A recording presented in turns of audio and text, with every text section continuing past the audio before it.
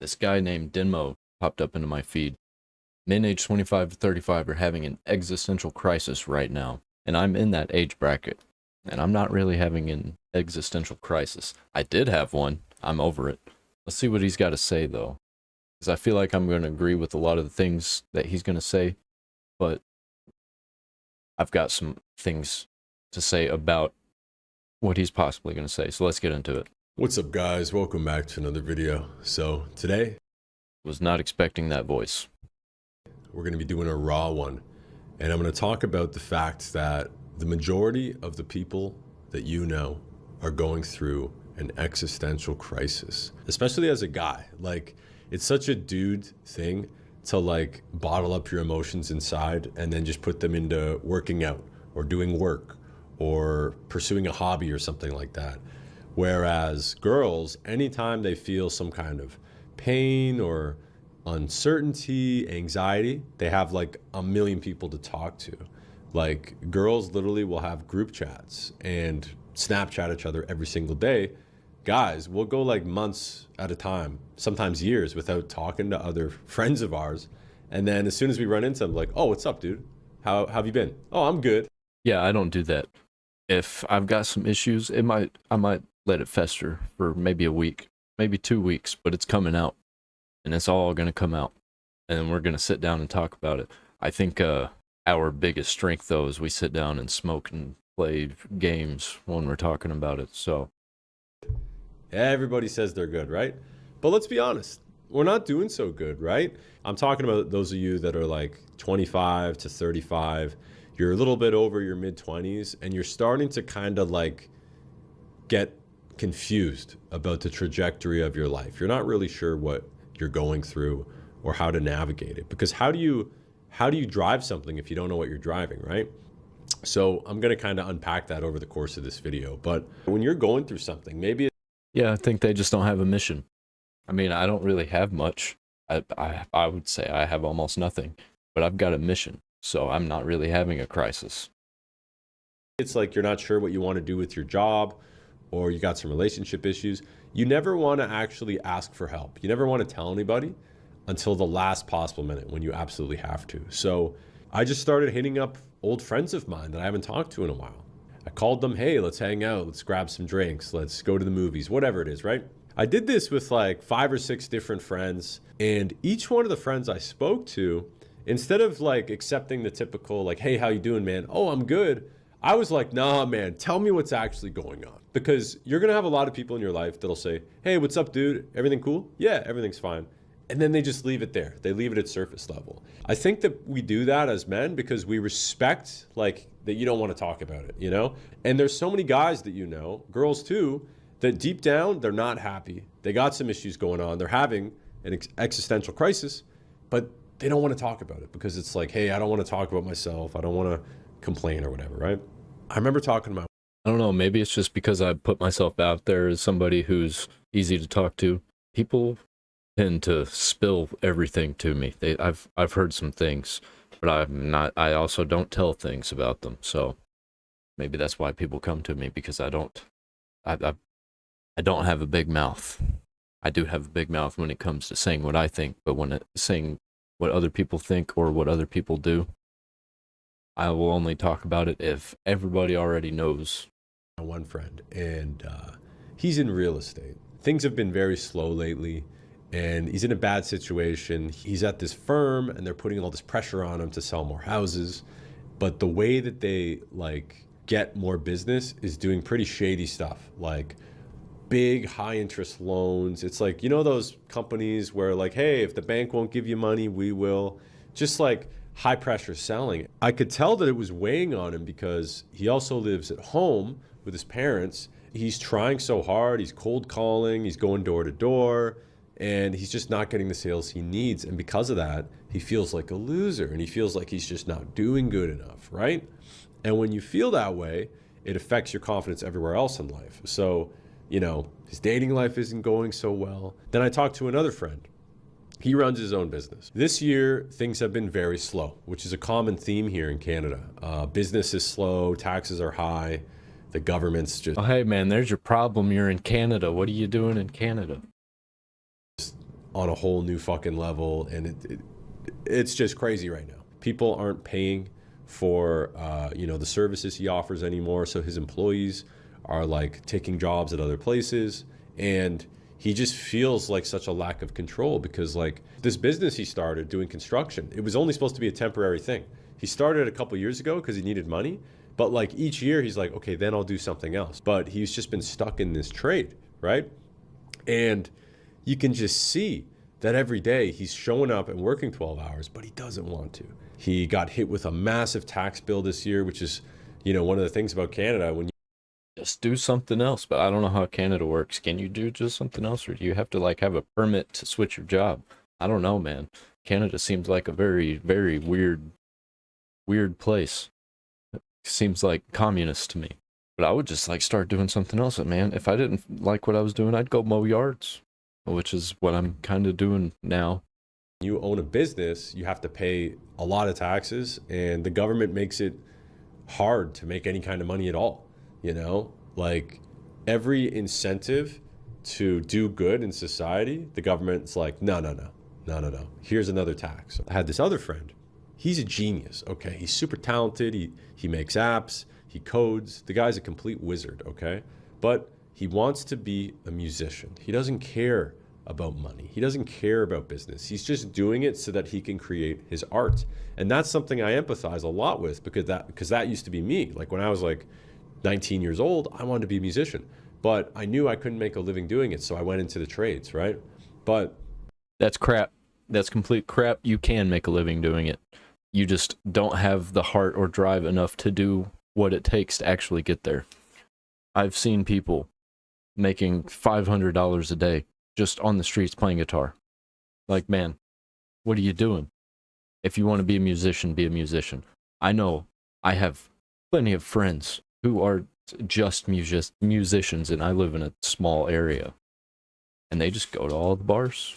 They make like $500-$600 a week, but we also live in an area where everything's cheap. Probably cheapest in America. just hanging out with him, he's like bunkered down, living like a recluse, like making this money online, like coding 14 hours a day, right? Yeah, one day I'll be able to escape. And he's just under so much pressure, so much demand to just make this money and pay his bills and manage everything. But like deep down, he is trapped. And it's weird because it's like most guys, especially during this age, 25 to 35, we're just like, we're on a fucking hamster wheel and we're just running and running and running with no direction. Where are we going? What are we actually working towards? And that's not necessarily like how I think life was going to go. Because when you're in your early 20s, you're so optimistic, you're so happy. Oh man, I'm going to travel the world. I'm going to do this. And then it's like, okay, but you need to get a job. In order to get a good job out of college, you need to have like a minimum couple years experience, right? So, as soon as you graduate, you have to. Yeah, you got to give yourself a mission, but it can't be like, oh, I want to travel the world. That's not a mission. That's a goal. You got to have missions to reach the goals, right? Or smaller goals to reach your big goals. My mission right now is to get to a stable point of making money on my social media so I don't have to go out and do anything except social media. And I've just started making money on social media, so that's awesome. It's already working. My next mission beyond that is to actually build a studio space, not just be in my utility room. Next mission after that, I have it written down. I don't remember what it is, but I do have a mission. I have multiple missions. I don't know what my end goal is. I guess would be just to build the Fables playground, which is like a Times Square, basically, for people like me, for like-minded individuals who like cool stuff and want to be educated. To spend 2 or 3 years being an errand boy, or like, just the guy that's willing to do everything and bottom of the company, just work his way up, which is good. That's normal. That's what hard work is. Okay. But then you get that job. Now you have some financial security. You got like a certain salary you're making, a certain wage, whatever it is. And then you have to do that. You're locked in for 40 hours a week. And maybe you get 2 weeks off per year vacation, maybe 3 weeks, right? Imagine that. You work essentially 96, 95% of the year, And then on top of that, if you make over 90 to $100,000, you're paying at least about 50, 60% in taxes, you know, especially if you run your own business. So you're essentially working half of the year for free in order to get 2 weeks of vacation time. And I've been an entrepreneur for the last couple of years, so I have my own set of problems, you know, and for those of you that are business owners, you know what it's like. You're basically starting something from scratch. But in the long term, that's how you become successful, right? And one of the things I do is I help guys quit their jobs, their software jobs, etc., and start YouTube channels talking to the camera like this. And I have a program, it's called 2 Hour Tuber. And it's basically how you can upload a couple videos a week, make enough money just in AdSense revenue and selling your own products, more than you would working a job for somebody else. And you just get to talk about what you want. So if you're interested in working with us, you can join 2 Hour Tuber. Man, I wish I would have known about that like a year and a half ago. I don't need it now. I pretty much know how to do everything. It's just actually doing everything is the problem and keeping on top of it. Links in the description. But like making that leap to doing something that you want to, it's just something that most of us don't feel is possible. And I have so many friends that are now kind of stuck in this trap, this existential crisis where they're like, okay, I'm around the age where my parents had kids and they had a house and they had a lovely girl.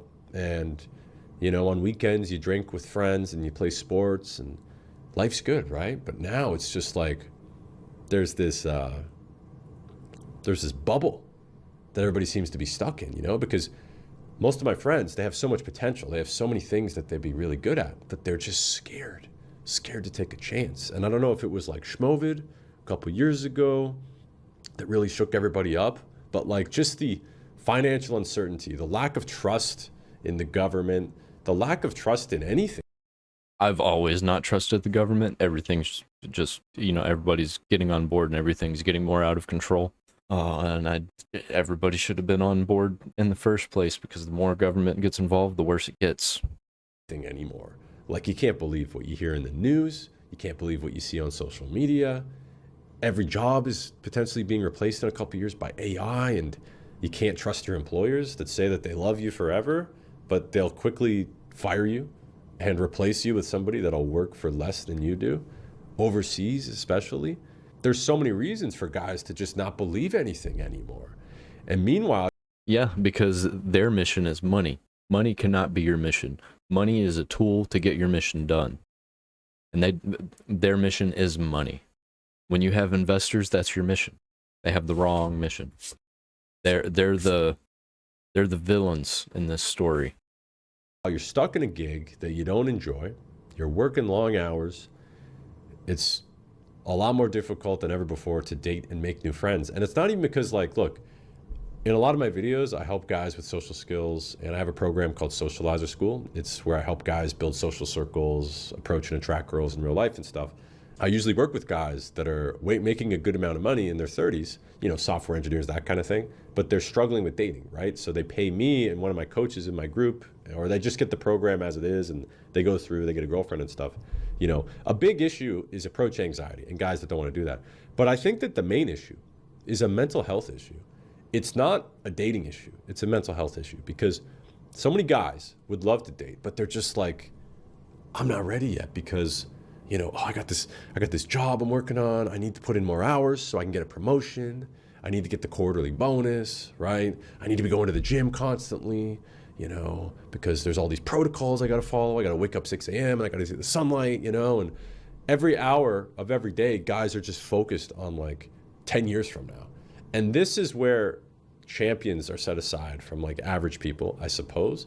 But it's like this hectic stress that we put into our lives because the problem that I've had with dating as of late is they don't want me to do the whole social media thing. They don't want to be a part of that. They're scared of it, a lot of them, but a lot of times they think it's really dumb that I'm sitting here doing this. But look at me now, making like less than minimum wage, but I was making nothing. We have the weight of the world on our shoulders is actually what's isolating us and pushing us away from everybody. And that's the craziest thing, because like right now we should be enjoying this time. This is potentially the most fun of your life. A friend of mine he spent years commuting, and he was working a personal training job and a security job, and he was just doing them back to back for like 16 hours a day. And he couldn't afford to live in the city, so he had to take the subway out of the city every single night. This was in New York, and That's another problem. Don't live in the cities. Cities are bad. They're too expensive. You don't get paid enough. They're gross. The living spaces are terrible. My house, if you were to rent this house, would probably be about $800 a month. And this is 3-bedroom, 2-bath with a big, big yard. Probably 4 football fields, 2 in the front, 2 in the back. he was telling me he had to drink like 3 extra large coffees a day just so he didn't fall asleep. And now he's successful, but he looks back on those times and he's like, man, those were the best times because I was just grinding, right? But the biggest issue I notice with guys is we're grinding. We still have all these emotions, though. We still have these pains. We can work out all we want. We can make as much money as we want. We can go out and bang as many girls as we want. But the pain is still there. We're all running away from the same thing.